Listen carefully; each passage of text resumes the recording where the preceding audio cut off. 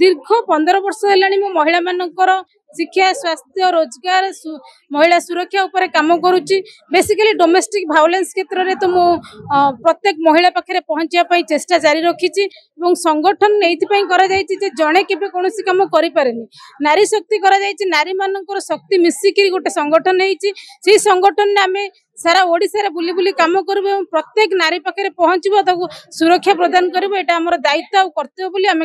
कार्य करूँ। आज दुनिया तो नारी केबे सुरक्षित नुहे आपण मैंने जेहेतु गणमाध्यम अच्छा जाथे प्रतिदिन सकाल जदि आम खबर कागज देखुचे बा टीवी देखुचे न्यूज रे प्रथम आसो कोट ना कोट गोटे नारी अवहेलित बा ताकू गणधर्षण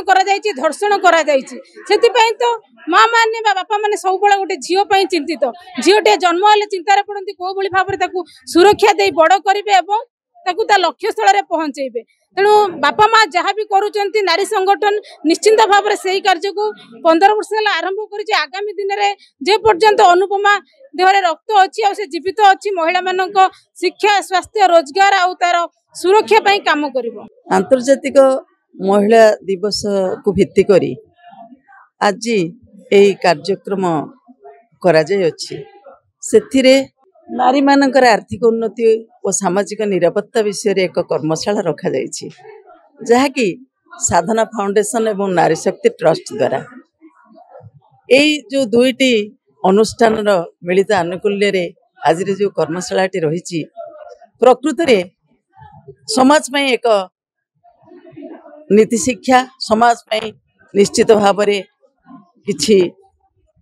भल वार्ता रही आज नारी प्रकृत रे कालीर भविष्यत मान को सृष्टि करुछि आज नारी प्रकृत रे सबु क्षेत्र रे आगेले निश्चित भाव में ए देश आगे पारिबो। नारीर शिक्षा स्वास्थ्य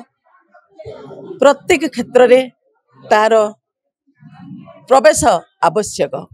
से उच्च शिक्षा लाभ करी जदि विभिन्न उच्च पदवी प्रतिष्ठित हुए से निश्चित भाव में अन्य मानकर मंगल करने चेष्टा करिवो। हमर टॉपिक ता थिला जे नारी मानकर अर्थनैतिक उन्नति और सामाजिक निरापत्ता तेणु आज एक दिवसीय कार्यक्रम रे आमे बहुत गुडे महिला को इनवाइट करथिलु जो माने कि तृणमूल स्तर रे काम करूछंती सीआरपी एमबीके मिशन शक्ति रो हमर कृषि मित्र प्राणी मित्र बैंक मित्र आउ एसएचजी रो महिला माने आउ साधारण महिला माने भी थिले ता सहित बड़ भाई माने मध्ये उपस्थित थिले तेणु आज रो ए प्रोग्राम रो मुख्य उद्देश्य हला जे प्रकृत रे आमे एसएचजी माध्यम रे बहुत एक महिला माने एकाठी हेलेनी परिवर्तन तो बहुत आसीची किंतु जे प्रकृत रे परिवर्तन केते आसीबो जेतेबेले महिला मानक हाथ को फाइनेंशियल पावर बा गोटे अर्थनैतिक स्वाधीनता आसीबो सी जेतेले दी पैसा रोजगार करिवो आ से रोजगार ऊपर तार निष्पत्ति नबर हक थिबो जे मु केमिति खर्च करिवि कुआडे जिबि कोन करिवि मु को भली भाव रे अन्य को